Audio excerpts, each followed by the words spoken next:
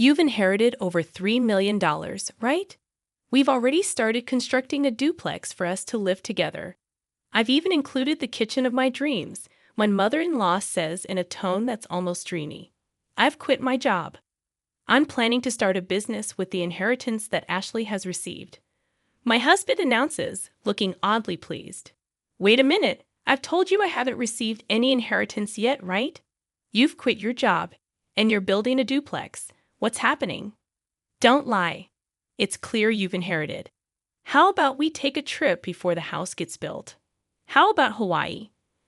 My father-in-law chimes in, adding to the growing confusion with my husband and my mother-in-law. What on earth are these people thinking? They want to use the precious inheritance I received from my mother and spend it on whatever they please. Even though I was filled with rage, I didn't know what to do. The story goes back a few months ago. My name is Ashley. I'm 38 years old and work as a high school teacher. I married David, an office worker who is 2 years older than me, 12 years ago. Soon after we got married, our only daughter Julie was born, and since then, my days have been filled with work and child rearing. Today is the day I'm visiting my hospitalized mother with my daughter. Oh, Grandma, it's been a while. Well, Julie, welcome. My mother lies in her bed, lovingly stroking Julie's hair. Her hand is noticeably thinner, and her complexion looks poor. Next to my mother's bed stands a middle-aged man wearing glasses and a suit. As I nod towards him, he returns the nod and leaves the room. Mom, who is that man? Just an acquaintance. Don't worry about it. More importantly, Ashley, are you still doing well? And David, is he well? My mother's eyes, a shade close to blue, sparkle softly as she smiles. She met my father, who ran an import-export business overseas, and came to the U.S. as his bride. Raising a child in a foreign country must have been hard, but my mother and father worked together to bring me up. One of the reasons I am able to work as a teacher today is because my mother taught me many things since I was small. I am deeply grateful to my parents who raised me with love in a wealthy family. After my father passed away a few years ago, my mother, now alone, fell ill and was hospitalized. She transferred the business to a relative, and now she spends her remaining days quietly in the hospital. I'm fine, Mom. Is there anything you need? Just having you and Julie come to see me is more than enough.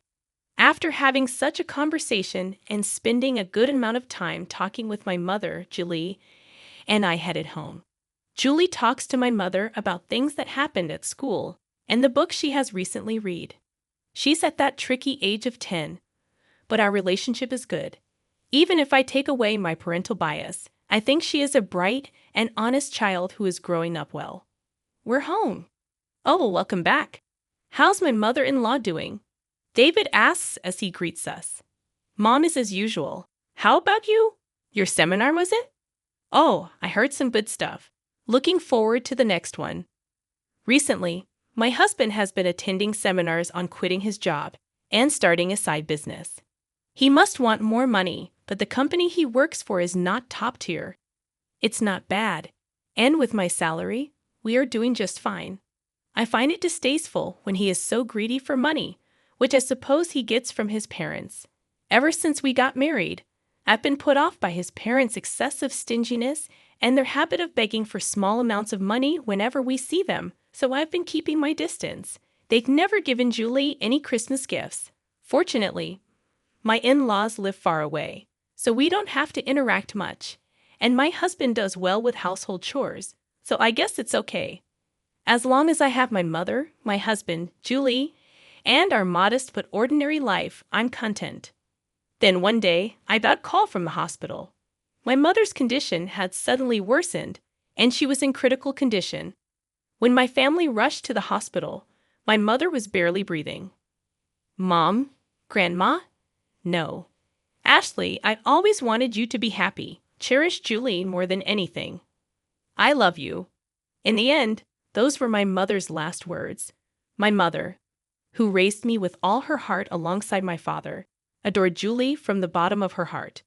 My mother's face in the coffin was peaceful, and all I could do was cry. Julie was by my side, crying with me. A little while after my mother passed away, an envelope arrived at our house. A law firm. Ashley was perplexed as she opened the envelope from an unfamiliar sender. Inside was a document stating, "I have been entrusted with your mother's will, which leaves all of her inheritance to you." Ashley and her mother had never discussed the subject of inheritance before, so she was taken aback. However, since the letter had indeed arrived, she decided to visit the law firm on her own. "Hello, I'm the attorney Ed." The man who appeared was the middle-aged gentleman with glasses who had been present when she visited her mother in the hospital. "You were in my mother's hospital room before?" Ashley questioned the man with the familiar face.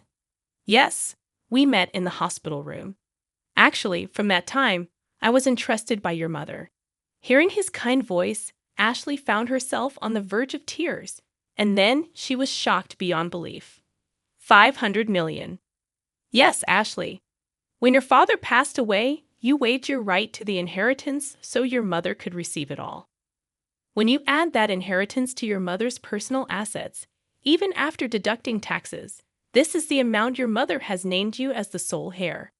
My parents had indeed been wealthy, but I hadn't imagined that they had left such an inheritance. I had never asked my parents for money after getting married and avoided the topic of inheritance as it seemed unlucky. Feeling dizzy, I realized this must be an expression of love from my mother. With that thought, I left the procedures to Ed. "Your mother cared about you more than anything. She instructed me to assist you if necessary. Please feel free to discuss anything with me." "Thank you. I appreciate your help." Ashley bowed her head several times to Ed and left the room. Time passed, and it was around the time of her mother's 49th day memorial service. Her husband, David, began to frequently ask about her mother's inheritance. When they had married, her father was still running his business, so David was vaguely aware that they were wealthy. Each time she asked him to stop talking about it while she was still mourning, he would fall silent, only to subtly bring up the matter of money after some time. The worst were my in-laws. When they came to my mother's memorial service, my father-in-law said, "Ashley, if you are worried about the inheritance, we can help." Huh? Hey, we've had our fair share of disputes over inheritance. When unmarried siblings died, inheritance can be complicated. If you're troubled, feel free to talk about it. That's right. Rely on us too. Yes.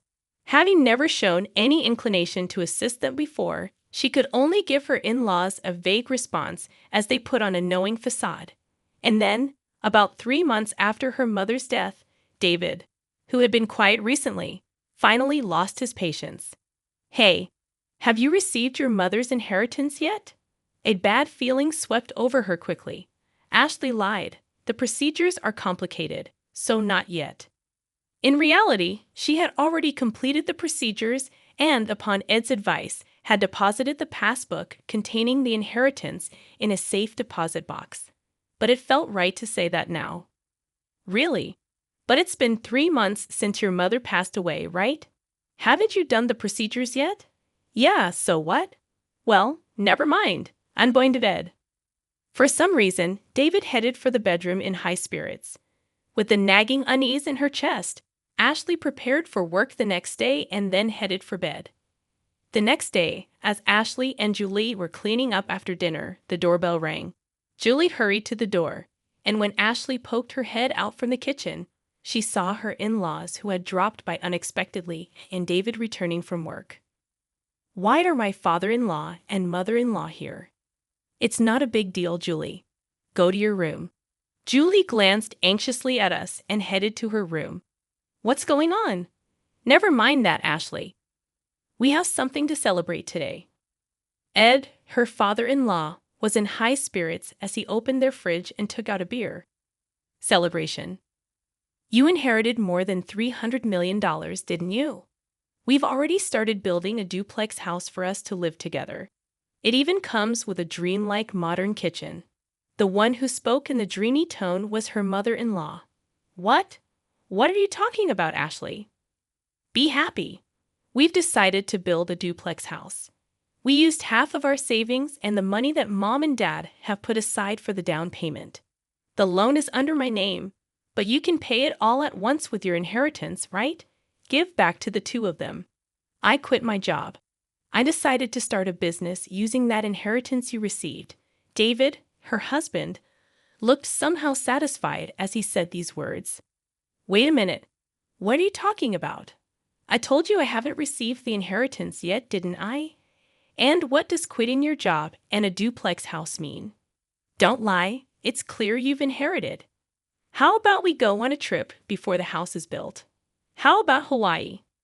Amidst the escalating chaos, David and her mother-in-law were getting excited, agreeing with what Ed said.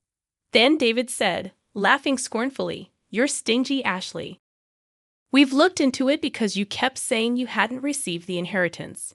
You can't renounce an inheritance if you don't process it within 3 months. Whether you lied or told the truth about not processing, you still have inherited, right? That is, considering the scale of my father-in-law's company, there must be more than 300 million. We'll be able to live comfortably thanks to them. Thank you, mother-in-law. Be sure to prepare the money for the duplex house as soon as possible, and my capital too." Seeing David speak like that made her dizzy. But what on earth are these people who want to use my precious inheritance that I received from my mother as they please and indulge in luxury? Although filled with intense anger and about to yell, she couldn't say a word, worried about Julie, who was in the other room. "I'm going outside for a bit." She called out to the three of them, but they didn't hear her, happily discussing how they would use the inheritance. She went out without even taking her wallet. The night wind was cool, and it was then that the tears came. She went to the hilltop park where she used to come with her mother and cried, holding back her voice. Her anger didn't subside. Feeling frustrated and worn out, her heart was exploited. Her emotions were a mess, but she couldn't just say she wanted a divorce. They still had their child, Julie. Her mother's words, "Take care of Julie above all else," came back to her, and tears spilled again. Suddenly, someone spoke to her. Surprised, she opened her eyes, and the person began to speak softly. 3 days later, she called her husband and in-laws to a restaurant with private rooms. "So you finally came back home after that day. Did you withdraw the money, Ashley?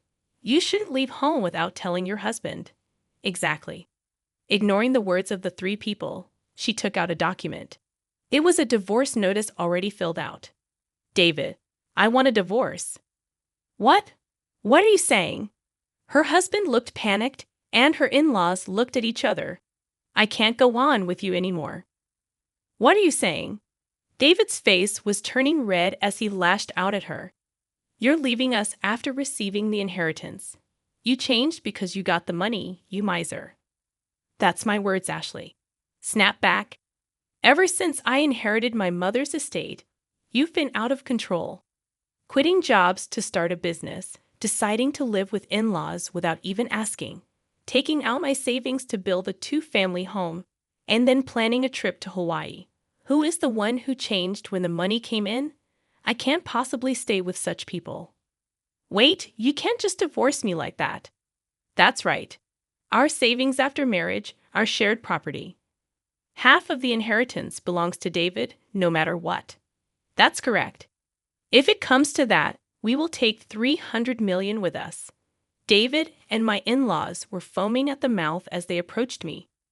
Just as I was about to respond, the door to the private room slid open. Dad, Grandpa, and Grandma should know better. The inheritance Mom received doesn't become shared property, right, Mr. Ed? There stood my daughter Julie and Attorney Ed. "Julie, and who are you?" "I'm Attorney Ed. Ashley's mother had entrusted me with this matter, and I've been advising Ashley." As Ed bowed, Dave seemed flustered. "That's all well and good, but wait. The inheritance doesn't become shared property?" "That's correct. Inherited property from a deceased parent has not become shared property, nor is it subject to the division of property." "What? You've got to be kidding me. Is this a mistake? That can't be."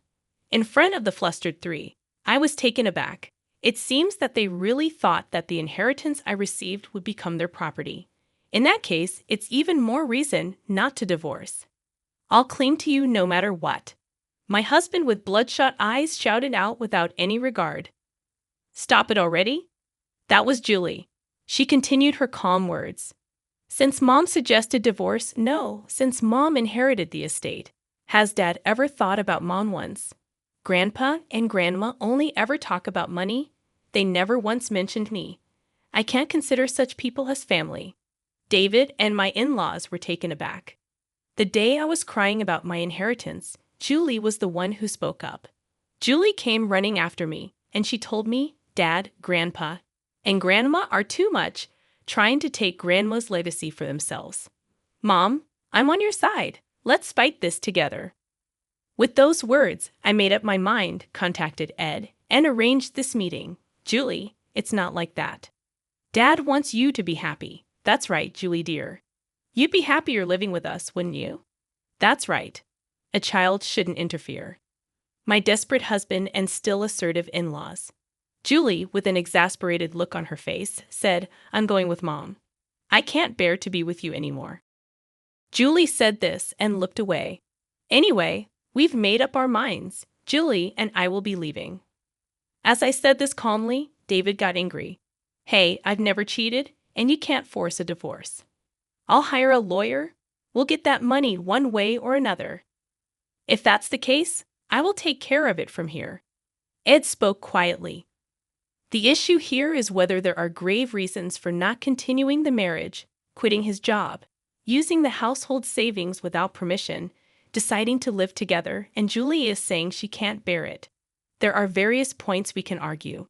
Moreover, your daughter recorded the sound of all of you begging for Ashley's inheritance. That should also serve as evidence. Damn it. David slumped, and my in-laws turned pale. After seeing that, Julie and I left the restaurant. A year later, thanks to Ed's efforts, my divorce with David was finalized. Julie and I moved into the house my mother had lived in, but there were several times when we received letters saying, I love you, come back, and David was seen loitering near Julie's school. So we asked Abe to apply for a restraining order. After that, it was quiet. According to the rumors, they actually did build a two-family home. My already retired in-laws had to work in a factory, and although David looked for work, he couldn't find any and is now doing manual labor. I heard from the neighbors that there were constant arguments in the new two-family house because of their troublesome fights. They became disliked by everyone in the neighborhood.